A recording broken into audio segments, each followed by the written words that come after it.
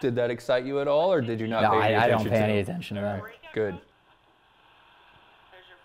All right, so we're getting up to about 80 miles per hour here, you know, on very loose material, loose sandy material.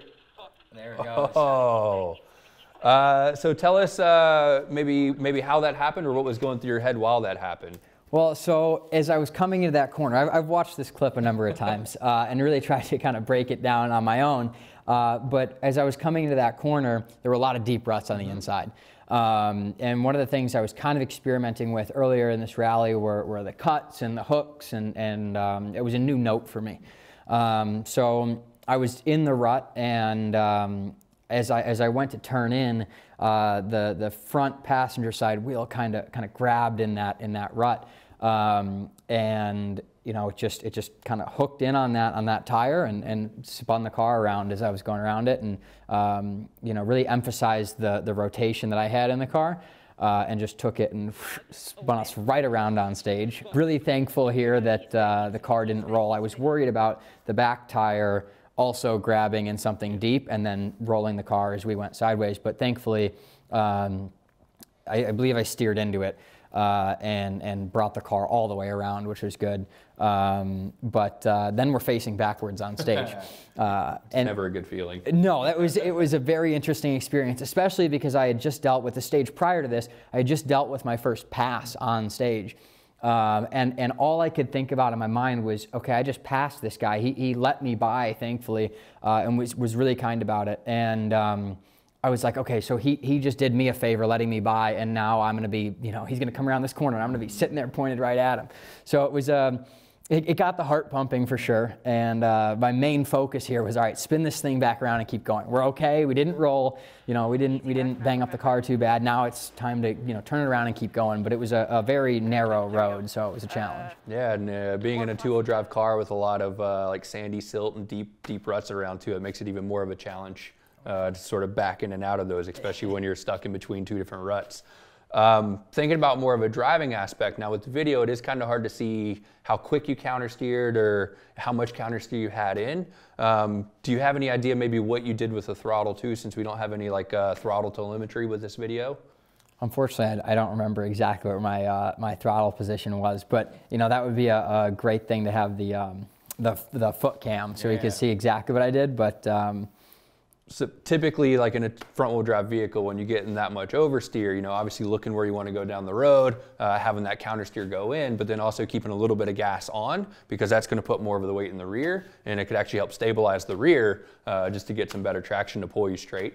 The other thing I was sort of thinking about too, you said that front grabbed a rut and caught a lot of grip. But then I'll think about like the rear, and maybe that right rear tire possibly got in some of that loose sandy material, which didn't obviously help. So that could have rotated you around a little bit faster. So just always thinking about things like that in certain situations to not just make sure the drive wheels or your steering wheels are in grip, but try to make sure all four tires are actually in some good usable terrain. And I think being proactive on these stages. I mean, with the varying conditions and the degradation in the surface, just you know, being proactive about, all right, there's going to be these ruts and I'm going to have to avoid them, and figure out the grip. I think you know, I probably should have, you know, slowed down a little bit more, not gone in so hot, maybe not as much steering, and could have come out of this without a spin, which obviously would have been better for times and just everything overall.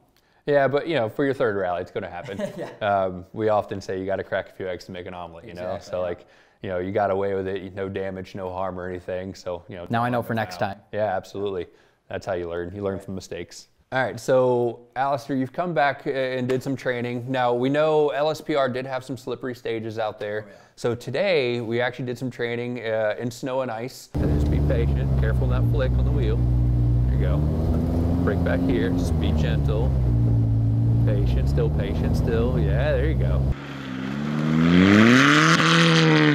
It was like 10 degrees is the high today. So every time you went over the surface, it just turned to polish ice. So what are some things that you took away from training today in the wintertime at Team O'Neill? What do you think could have helped you actually at LSPR that you worked on today? Yeah, you know, I think as LSPR got really muddy and slick on some of those stages, one of the things that I kind of worked on today and wished that I had in my toolkit back then was you know, the patience, you know, patience back on throttle, and the inputs too, and really kind of slowing down the inputs and really being smooth.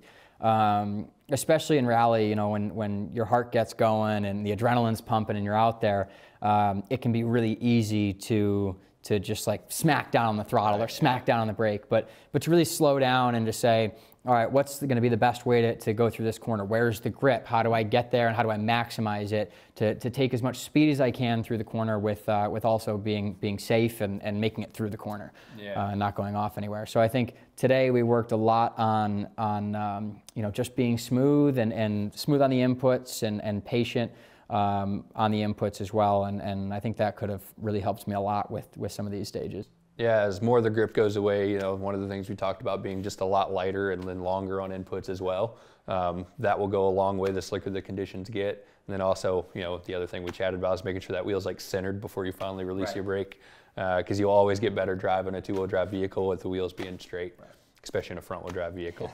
So that's it for breaking down the rally today. I would just like to thank all you guys for watching. Thank Alastair for letting us watch his rally from LSPR. Yeah, I think, I hope you guys at home could take something away from this and, you know, learn something from this video. So, you know, if you're out there and encountering similar conditions, you know what to do now. So, yeah, thanks for watching, everybody.